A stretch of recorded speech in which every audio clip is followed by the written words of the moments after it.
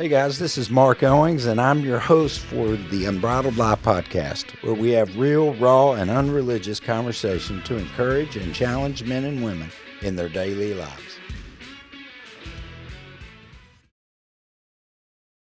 Well, welcome to the Unbridled Life Podcast. What a cool day for me today. I say that all the time. Every time I get to do this, it's just fun. I'm with a friend today, Kelli Mikkelson. She'll tell you all about herself. Kelli and I met 13 years ago on a prophetic word.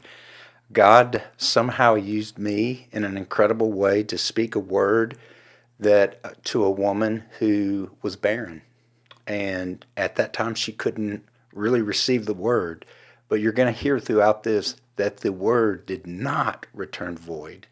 And you're going to hear about her family. So, Kelli, thanks for being with us today. And thanks for having me. Oh, it's joy every time I get around her, just seeing her face. It's getting to witness Jesus do something that I think will forever be tied together and linked together. You, your husband, your kiddos, and yes, I did say kiddos. I'm kind of ruining the surprise, but it is mind-blowing how God did this and walked through this. And so tell us a little bit about your family. So what you do. I have a husband, Robert Mikkelson, goes by Bert, and I have Finley, who is almost 10. Oh, it hurts to say it. And so she's our little girl. She'll be 10 May 16th. And then Rhett Samuel, and he is 8. And so he'll be 9 September. Wow, it was the first time I'm hearing his middle name, Samuel. So even getting insight into that as we're sitting here doing this. So it's crazy. And what do you do for a living? I'm a speech pathologist. So Robert and I both work at Medical City, Denton. And then I also work at DiagnosTEX with Rhonda. Yeah. And Steve Polansky, shout out to them. Yes. And so I still work there. I've been working with them for a very long time now. So it's nice to come and see them every once in a while. Come on. Great people. They're really the people that God used to connect us. Exactly. And I know that, I just love that couple. I could squeeze them to death. So I'm going to set this up for you as you listen to this. And as I talk with Kelli, this was 13 years ago. We had a lot of people talking to David Terry and I, who wrote the book, The Original Sanctuary and The All in Life. And people wanted us to start a church, but God had never told me to be a pastor. And so we started a week thing that we got together with. It could be as small as 30 people and then as big as maybe 200. We'd have different guest speakers come in, and just a time for us to kind of connect over the word, and then we'd all go eat. I can't even remember, Rosa cafeteria afterwards, and we just fellowship together, but we weren't trying to build or do anything. We were trying to gather people together so that we could be mutually encouraged. And so I was preaching that night, and every time I would pass in front of her, the prophetics are really hard to explain to people, and I used to think I was the only one. It was just, but I'm not. There's thousands and thousands of people who walk in that gift, but it can be distracting. People have described it as something being in front of your face until you release it, or you see this vision of something rolling through you over and over. And that night, it wasn't some big spiritual goosebump moment for me. I just remember where you were sitting, and I was preaching on a whole different topic, but every time I would pass her, I would hear or see fertility, and that's really hard to describe too, but I remember stopping and I said, "Ma'am, I see fertility over you." And I remember her not really responding much to me, just like, "Okay, that didn't go great. Go on with your sermon." I remember going on with my sermon, and then the second time, I think, I said it again. And so, I'll go on about that evening. Sure, the Word of God was preached and everything was good. And then what is your encounter of that, and kind of set up for us too, why is this word a big deal, and what were your memories of this moment? Okay, so Robert and I had just started dating. We hadn't been dating long at all, maybe 4 or 5 months. So I had told him that I was not we'd already had the conversation where I told him I'm not expecting to have children. I've been told since I was 17, 18 years old that I would never have children. And so I had already told him that. Rhonda obviously knew my story too. And so she had just invited us out. I think we went out to eat beforehand. And then we came, and after you stopped preaching and you came over and you were just introducing us, or introducing Rhonda and Steve were introducing you to us, and you stuck out your hand, and I just remember holding your hand, and you said something along the lines of, "When I see you, I see fertility. When I see you, I hear fertility." Fertility came up. Yep. And I remember in that moment, my emotions have always been transparent through my thought. I love it. So I remember thinking, I knew that was not from you, and I knew that was from the Lord. And I remember thinking, out of everything that you could say, you're choosing this. You're choosing that word. Because you've been told your whole life. I would never have children. And why? I have endometriosis, and I was diagnosed around 17, 18 years old. And at that point, let's see, I was maybe 27, 28. So I'd had five surgeries. And it had spread to other organs, bowel, bladder, appendix. And so I also had adenomyosis, which is endometriosis inside the uterine wall. And so, I thought there was no way I would be able to have children. So Robert and I had already discussed, we would adopt. So to hear the word fertility, my spirit just grabbed a hold of it, but I did not. What were you thinking in the flesh? Just your soul, just like, you've lost your mind, mister? No, I knew that it was from God. I knew that you heard correctly. I was just offended. And I thought, why would you even bring this up? And I don't know, I think this is why we need each other, is because I can believe it for you. But I can't believe it for me. Boy, it's so true for all of us. And so I think, I really just, it didn't matter. It didn't matter. You weren't even saying the word. I didn't believe it for myself. And so it's going to be interesting. I haven't talked to Rhonda. So when I spoke this word, Rhonda looked at you and said, I didn't say anything. This guy didn't know anything. You and I we weren't introduced before, nothing. And it's an odd thing to say those things. I could see in your face, probably not offense, but just a squinted eye like, did you just say that? That's what I remember. And Rhonda telling me either, she just came from the doctor, which I found out that wasn't, I remembered it wrong. But Mark, the doctors have told her whole life that she can't have babies. Right. And so you and Robert end up getting married. Yes. Yeah. And tell us, so did it happen right away?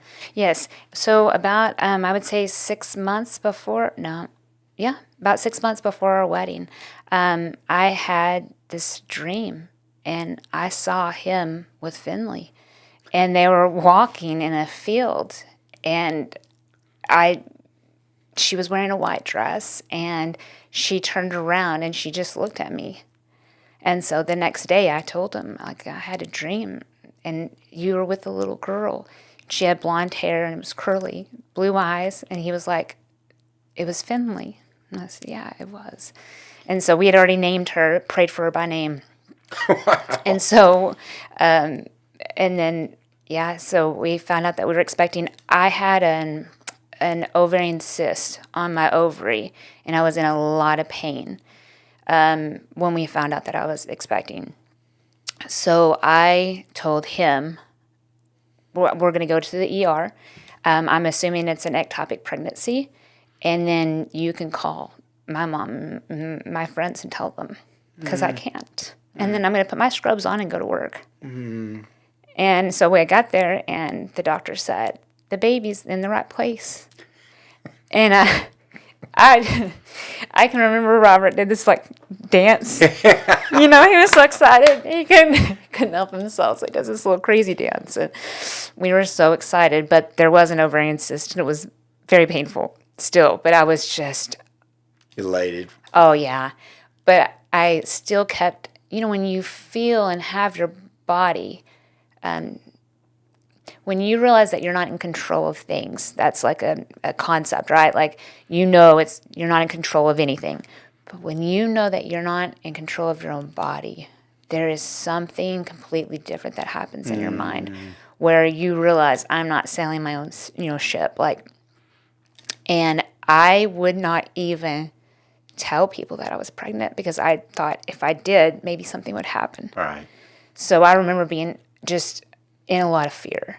And one of my best friends was like saying, hey, you're starting to show.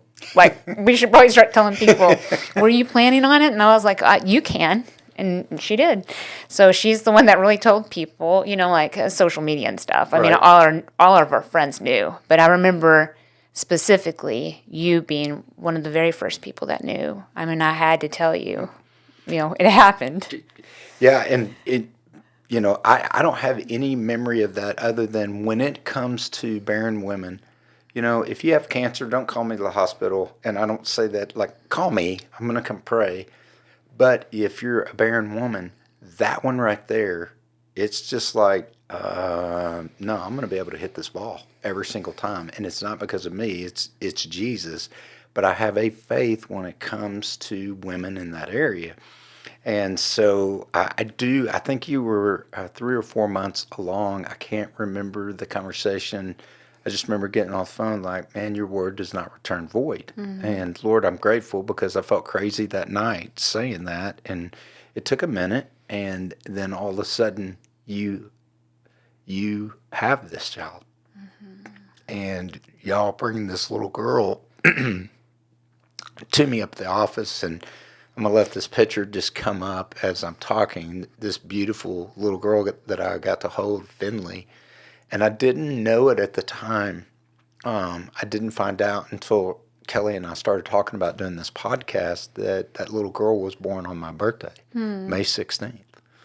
And I don't, what year was she born? 2014. 2014, May 16, 2014. That's the cool thing. That's as my friend April says, sprinkling your cupcake. That's the cool thing. What God didn't just let me release the word. He also had Finley born on my birthday to remind me. Mm. And I think that was the first woman that I'd ever spoken to about fertility, about healing, about, hey, regardless of what the circumstances are. And Finley's born, which was this incredible moment of watching you and watching this baby.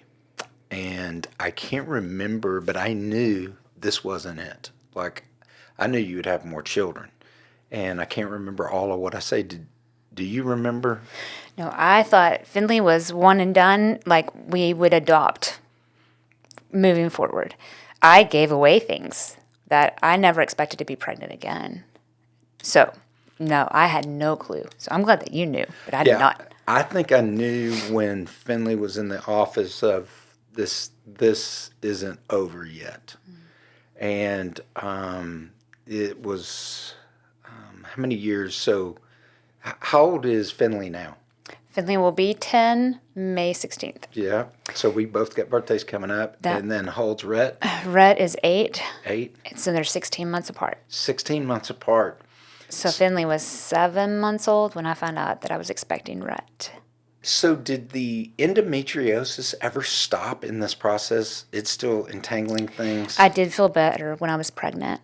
It was not like being pregnant with both of my children were the best that I felt. So, I mean, I've even tried to do like HGC or HCG shots or whatever to try to like make my body think that I was again, just to try to help as a treatment solution. But yeah, with Rhett, I also had an ovarian cyst, and it was so large that my doctor said, we're going to have to take the whole ovary. Like, we can't, it was massive. It was like 6 by 8 or something like that. I mean, it's like triple the size of an ovary. Wow. And my mom and Finley were actually in with me on that doctor's appointment only because I wanted my endometriosis specialist to meet my daughter at that point. And so I didn't know what we were going to see. I knew I was in a lot of pain, but I didn't know what we were going to find out from that. But my mom kept saying, I think that I saw a baby in the sonogram. And I'm like, no, Mom, that was adenomyosis. That was, and I kept telling her what the sonographer had just told us, And she was like, I thought that I saw a baby. So she kept saying that. And I was like, that's not what you saw. Did you not just hear her, And so I told, I wanted a hysterectomy. I was done. And so Robert comes home from work. I tell him, there is a massive ovarian cyst. I'm in a lot of pain. I want a hysterectomy. And he said, again, we had named Rhett already, Rhett Samuel, and we had prayed for him by name. And he said, he is coming. I know he's coming. So what about if you have the surgery, you remove the ovary, and then we try for a year? And if he doesn't come, that's fine. But we try for 1 year. Can we try? And I said, all right. So I agreed, even though I really didn't want to. I mean, I really wanted a hysterectomy at this point. I was done. So I said, okay. So I guess later on that week, I was eating out with my brother, my sister-in-law, mom, husband, and I had a food aversion to steak when I was pregnant with Finley. And they bring me my steak, and I immediately start getting sick.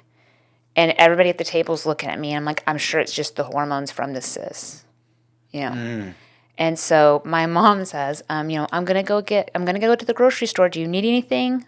Trying to see if I wanted a pregnancy test, and I'm like, I'm good. Then she's at the store, and I'm like, bring me home a pregnancy test. Let me just double check. So it was positive, and I said, I still remember Robert's face as I walked out. He was like, you've got to be kidding me. And I'm like, it could be the ovarian cyst. You can still read positive if you have an ovarian cyst. And so I think I took 9 pregnancy tests. And Robert kept asking me to just to confirm. Yeah, exactly. 9 times. I like that. Then that's what I said. I was like, he's like, I think you can stop taking the pregnancy test now. And I was like, I like the confirmation of the sign. Oh, man. And so, but when I checked in with my OB that delivered Finley, they couldn't find the baby. And because of the size of the cyst? No, just when they were doing the sonogram, if it was a pregnancy, it was too early to see him. And so Robert, So your mom could not have seen him in the natural. She was seeing in the spirit, and she didn't even know it. That's right. Wow. Cool. Right. Cool. And so after that sonogram, of course I'm crying because they can't see him. They can't find him. And Robert comes in, late for that appointment, but he walks in at the perfect time. And he points to the screen, and he said, that is Rhett. I can feel it. And he is not one to say... No, he is the sweetest, but I think that's faith rising up in someone and just speaking through him. And I love that he did it. And I love the confirmation even for your mom. If you can't see it there, she couldn't have seen it back then. And so when do y'all finally see Rhett? So I had lived my previous pregnancy in fear the entire time, and I was not doing it again. Come on. So I told everybody I was pregnant. I didn't care if you were a stranger on the side of the road. You knew I was pregnant. And so I did. I told everyone. And so I had to wait. I believe it was 3 weeks, maybe a month. And I had to wait during that time, and then we got to do a sonogram, and I just remember that day I was infused with confidence from the Lord that this was right. I even had a dream about him also in the bathtub, and I saw him clearly. But I the day of when I'm getting ready to do the sonogram, I freak out. I'm like, there's no way. I feel so sick right now because of this cyst. There's no way a baby can be living in this. And I kept my eyes closed, and I can remember the first thing I heard was his heartbeat. And I just, opened my eyes right then, and it was like, he's okay. Everything's all right. So Love that sound. It's nothing better than that. And so Rhett is born. And what's Rhett's birthday? it's September 23rd, 2015. Come on. So Finley was 16 months old and did not know what that thing was that was crying. But Rhett comes, and I don't get to. This is a really cool part of the story for me. I have no way to really explain what happens, but y'all call and you want me to meet Rhett. And I changed offices. David and I moved our offices over there from one part of Keller to another part of Keller. And y'all brought Rhett to me, and I think he was 2. Yes. And describe Rhett so people can understand what I'm fixing to tell them. Is he a chill child? No. Rhett runs from the minute he wakes up until the minute he goes to sleep. The only time you really get a hug in is if he is walking past you and you grab him.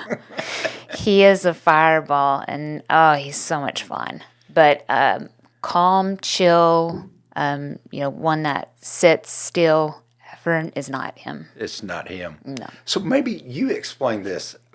Y'all come in, and of course, I don't know that about Rhett. It's my first time to meet Rhett. You walk me through your version of this. So first there was that mom guilt thing going on because Finley was only like 3 or 4 months. I mean, she wasn't even 6 months old when you met her.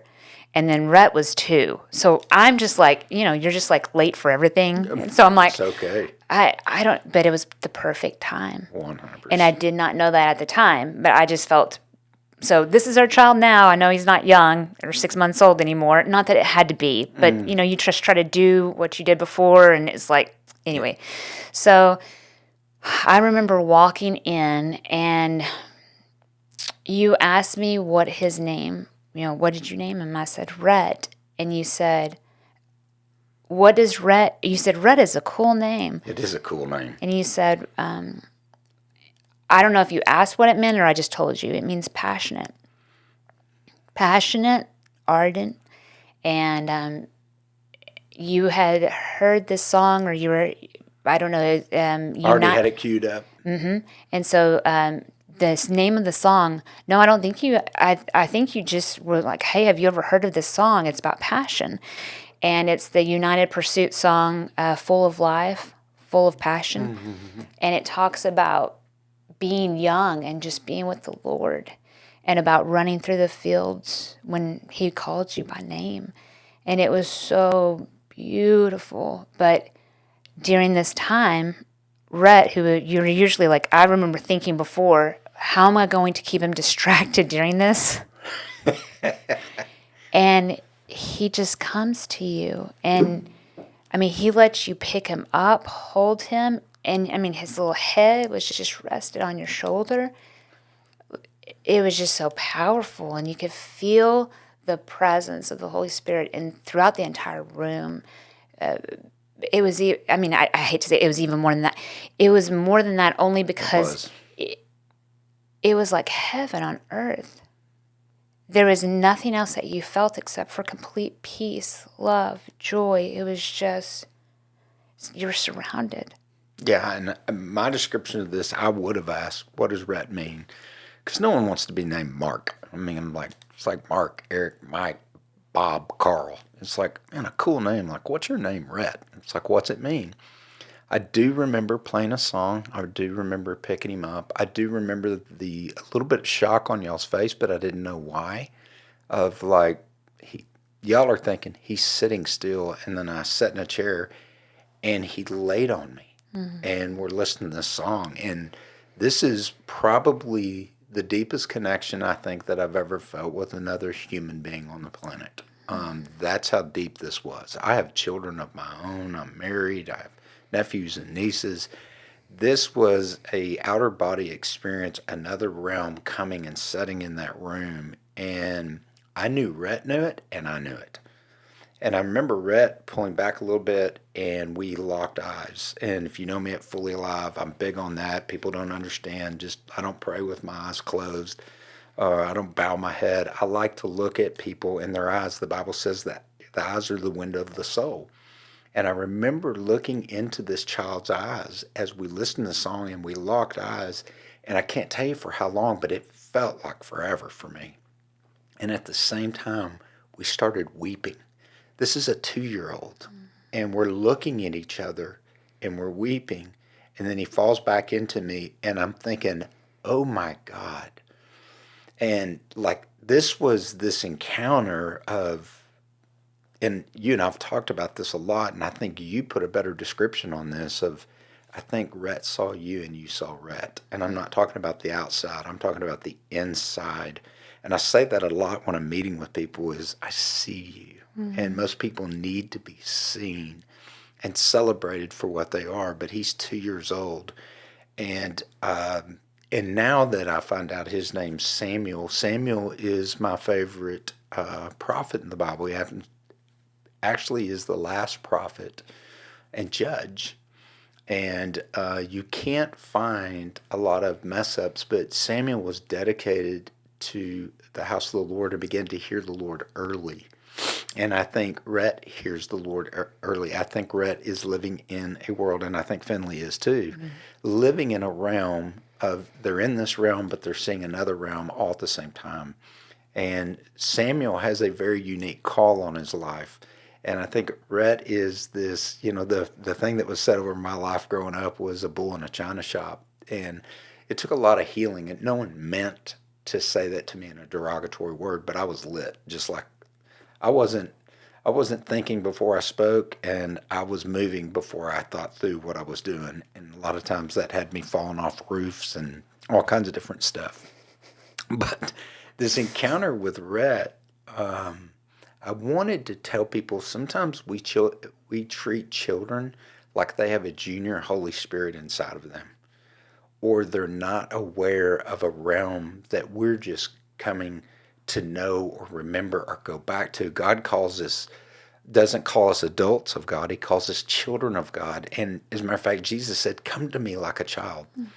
I think getting to see Rhett, I got to speak a word about Finley. And if I didn't share this, I knew that you weren't done when you were in my office with Finley. I knew a boy was coming. But when I got to hold this boy and encounter this deep intimacy, there's no other way to describe that.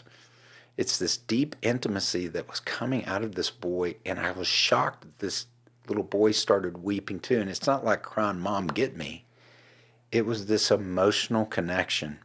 And feeling seen. Oh, 100%. And I don't know how old I'm 55 now. I guess I'm probably 45 years old. I was shocked at the encounter that I had with this young man, and I'm super excited. I hope I live long enough to watch Rhett and Finley do what they were created to do. And I think they're already doing it. That it's going to start coming out through words and things. So I wanted to share this with you today, because if you're out there, and this is specifically about pregnancies. The Lord would not leave me alone about this. I called Kelli and just said, would you come on and do this? And she said, absolutely. I feel like there's people out there that are in this time, and you're just like, man, they've given me no hope for kids. The scripture says that children are a gift from God. The children says, sing, O barren woman. And that's what Kelli was. I wasn't singing in the natural. I was singing prophetically when I was saying fertility, fertility, fertility. And I don't know how many times I said it. I don't know in what order we've talked about this. Ronda would probably tell us, no, this is exactly what happened, because she was got to stand on the outside of this and watch all of this. But what I want people to know is that doesn't mean start walking around saying you're pregnant. I think as we read the Word of God, it is alive, it is active. I knew it when I picked it up for the first time. And I hadn't received Christ, but I looked at that book. It was Isaiah, and I said, this book is alive. This is not an appreciation of Renaissance. This isn't the Call the Wild book. It's not a Playboy. This thing is alive and breathing. And God wants to speak life and hope into people, and I believe that right now, at this moment, as I'm recording this with Kelli, and this is being released, that there's women out there and maybe men that's like, man, I'm the problem. There's no fertility. I wanted to speak hope into your life and tell you God can do all things. I've watched this, not just for Kelli. She doesn't carry a special crown and earn something that she did so good in her life that she got this. No, she couldn't. Did you even receive the word of the Lord all the way the day that it was spoken? No. So I think sometimes we talk about, faith. Let me tell you, God has a faith in a moment when it comes to this. God believes stronger than you believe, and sometimes he just waits for our believer to catch up and intersect with him, and pregnancy happens. Kelli, is there anything you want to talk about as it pertains to maybe a woman out there going, man, I've been told this? I'm in the medical community. I'm a speech pathologist, and my husband's a nurse, and I can say, you don't know. Nobody knows. God's the only one that can. And I think that, I believed a lot of lies, like horrible lies about myself, like, I can't keep up with my keys. That's probably why I'm not going to get pregnant. Or, maybe I'd be a selfish mom. Or, you tell yourself these things, and, His grace is sufficient. It is. And what's incredible, we were at a marriage conference, Fully Connected. We used to do a conference, now we do retreats, and really cool. If you want to know more about Fully Connected and retreat, you can go onto the website at ElevateHim. But we had our first deal, and I was telling the story. I don't even think I knew you were in the audience. I think I started telling the story. There was a woman, that I gave a word to, and when I say I gave a word to, I delivered the bread that the Lord cooked for her. I want to make one thing clear. Jesus is the hero in this story, not the prophetic deliverance of it. God uses donkeys, and that's apparent. But we get to deliver those, and I think he stood up and said, I'm here. No, actually, this is a very funny story because I was just telling this the other day, but one of my friends, Jordan, was right here. And so Robert's right here and Jordan's right here. And you start telling the story, and Jordan looks over at me and goes, is this about you? And I'm like, I don't think so. And then you keep going on, and you're like, and she gave me this look, and he was like, I think he's talking about you. I didn't even know you were there. Yeah, and then once we got to the Finley, it was like, yes, it's definitely about you. Yep. But it was so amazing to hear the story again and the blessings that came from it. Just to be reminded of that was that place that I was in where I didn't see a future. I couldn't see a future. I didn't have any hope for it. So that word alone, even if I didn't receive it all the way, like I said, my spirit grabbed a hold of it, ran, and continued to bless me with,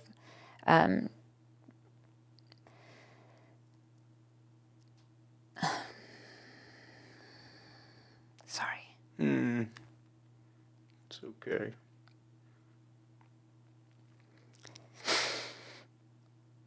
It's just so hard when you think about like that place that you were in of just destruction, of just not knowing anywhere else to go, of feeling that weight of, I don't know what I would do without them. I don't know who I would be without them. He knew that, and that's why he's working. God, when he speaks, isn't just trying to give you something as a gift. God wants to bring freedom to people, and he wants to deliver us from things that self-destructive ideas about ourselves, that I would be selfish, that I can't find my car keys, I'm messy, I'm this. What kind of mom would I be? There's a lot of moms out there, and let me tell you, I can picture moms out there just saying, you don't know. Half the time I'm not functioning correctly. Well, God can move those moments, and those are kind of days in the desert, but God makes a stream in the wasteland and brings you out of those things. And this isn't the same girl. It's, yes, God blessed her with 2 children, but he was also delivering you from fear, from the lie of the mirror. And it's not, I tell women all the time, if your truth is in the mirror in your bathroom, you have been lied to your entire life. It's only until you open the Word of God and you see yourself in the mirror in the way God sees you. And when we see that, freedom happens, and God never delivers us. When freedom's happening, God delivers us from something to take us somewhere. He's taking away the lies of the enemy and the things that have happened so that he can make us into that light and that ambassador that he needs and wants us to be. And what is cool, I want you to share at that conference, God had started talking to me about imagination. And again, you think you're the only one hearing things. And Kelly and I, when we talk, it seems like every time we talk, it just starts lining up. It's like I haven't talked to her in years, and it's like the same thing the Lord's been speaking to me. He's talking to her, so you make me feel less crazy. But imagination, the Lord had been talking to me at that before that conference about imagination. Another friend of mine, Steve, who's on my board, just we started really thinking about that. And I think a guy wrote a book. I still hadn't read it yet, but how imagination plays a part in God's realm. God created the heavens and the earth out of his imagination. And sometimes our imagination is taken. I was talking before this, pornography is really misdirected imagination. When God wants to take us to Godography, not pornography. Pornography is someone else painting a picture. When we allow our imagination to be free and connected to God, we begin to see Godography, possibility, realms of possibility. Mountains became molehill. God says that he'll make the high places low and the low places high to give your feet a smooth place to walk on. Well, he gave you this revelation, and you didn't just get pregnant. You've also prayed over women that have gotten pregnant. Yes. And you use your imagination to do that. Tell us a little bit about that. So I was trying to, before coming on this podcast, try to come up with the number, and I can't. There's too many to come up with. I can't tell you how many, but the ones that stand out somewhat the most to me, and I asked for permission to share this story. So it's not with every woman that I would pray for that I would see, something, but sometimes God would give me a vision of beautiful babies. And I tried to have this conversation with God, understanding neuroscience and understanding the brain. I wanted to understand where do I see this? Where do you show me this? Like, where in the brain? And the next thought that came up was your imagination. So I laughed it off, thinking it was me. This was my thoughts. This wasn't God. And but then he said, no, don't dismiss the imagination. It is powerful. It is a powerful tool. And try to make up your version of a baby. Try to create one. In your mind, try. And everything that I would try, it would be from, in the tender, sweet place that he does. Yep. And it was like, no, everything that I try to come up with would come from something else. And what's incredible is to think, picture, see this baby in your mind and then hold them in your arms. And I can't explain that feeling. It's just unbelievable. So you would picture these, you think you're imagining, sometimes imagination gets this like fantasy world. Right. And it's not. It's tapping into something and imagining and moving past the realm of the 5 senses. in my mind. That's the words that I would use. So you were using your imagination when someone's barren. You're picturing, and you're actually picturing holding that baby. And then, have you gotten to hold the babies Yes. that you imagined? Yes. Yeah. It takes on a whole nother meaning for that song, If You Can Only Imagine. Right. Yeah. It's like, wow.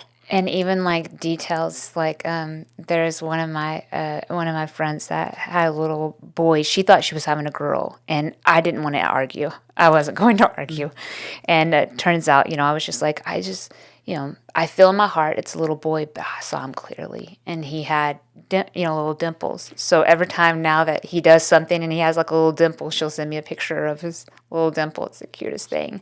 It's the best. Oh, it's awesome. Yeah, and I just want people to know, and I've never seen in that way. There is a friend of ours, I won't say their names, but I had a dream, and in the dream, this girl was pushing a stroller, brought it to my house, and when I lifted the little sunblock and lifted, I saw this little girl. Piercing blue eyes. And I mean, like we saw each other. And she knew me and I knew. So I was pretty close with them. And I think I called her husband and just said, man, this is what I saw. And he's like, there's no way. Like, Julie, she's not, Mark, she's on her cycle right now. She can't be pregnant. And I didn't want to argue. And I just said, would y'all just go get a pregnancy test? Because and if I'm crazy, and I felt crazy saying it. Right. They called back the next day, and it was like, holy crap, we're pregnant. How can that even be? I said, I have no idea. But it's a little girl. She has piercing blue eyes, and when she's born, I'll be able to show you I saw her before she was. That is the only encounter I've ever had of seeing something before it came to pass.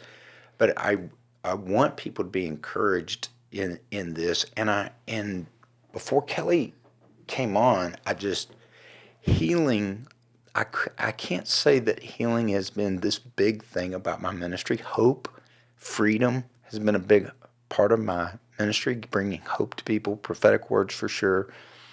But I feel like as Kelli and I are sitting here that healing would be released, not from us, but from Him.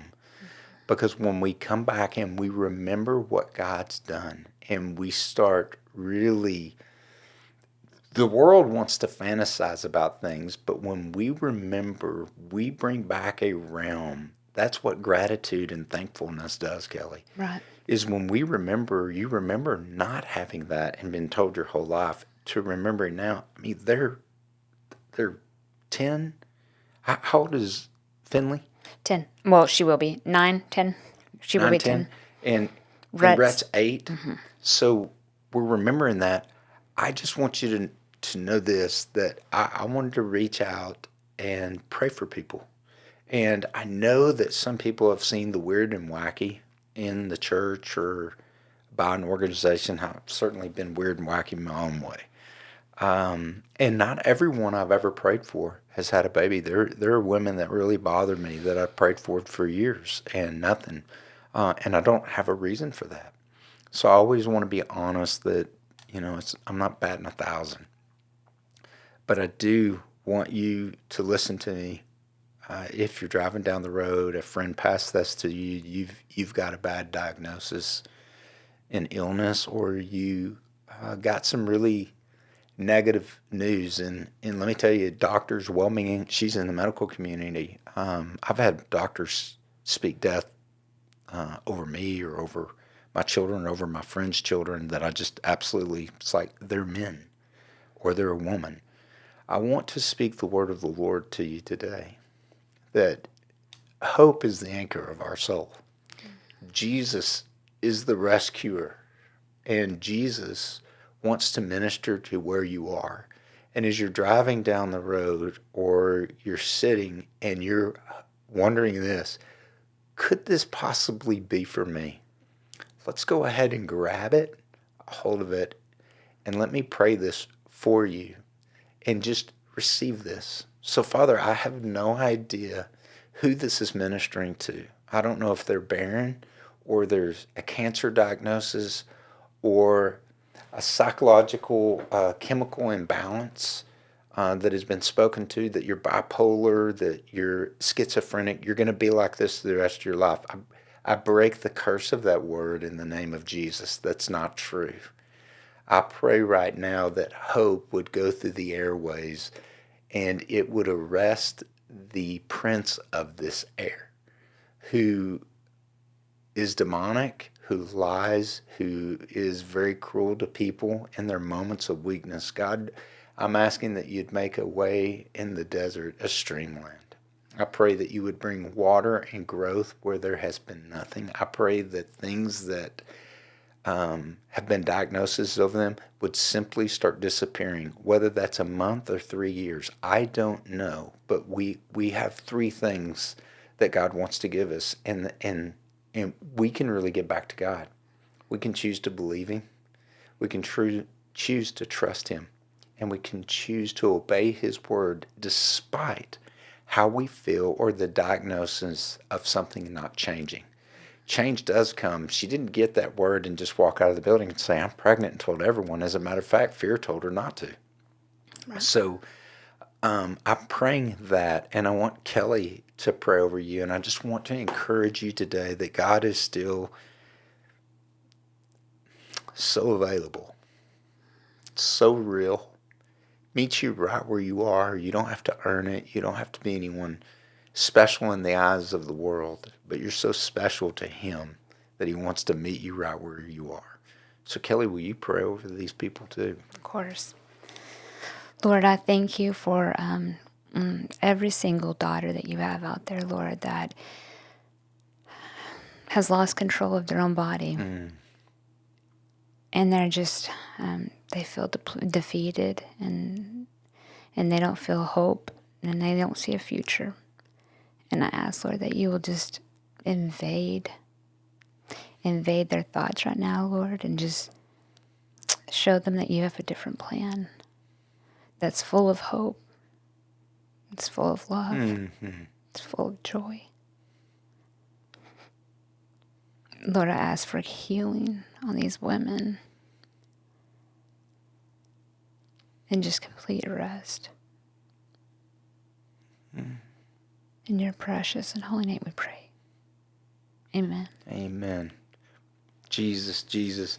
So I just want to shout out to Finley and Rhett, so you'd have this the rest of your life. Go get them. Go be all you can be. Your Uncle Mark believes in you. Don't ever let anyone hold you back. I want to dedicate this to you kids. So when we're long and gone, you would remember that you were a word from heaven. And nothing can stop you. Nothing can stop you. Thanks for joining us at the Unbridled Life Podcast. Share this with a friend. Promote this. If you'd like to know more about our ministry, you can certainly do that at ElevateHim.com. God bless you, and thanks for joining us.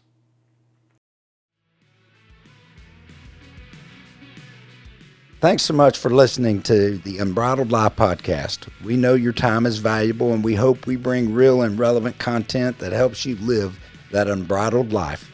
If you want to help us spread the message, you can rate or review the podcast on whatever platform you like to listen to us, and share it with a friend or two.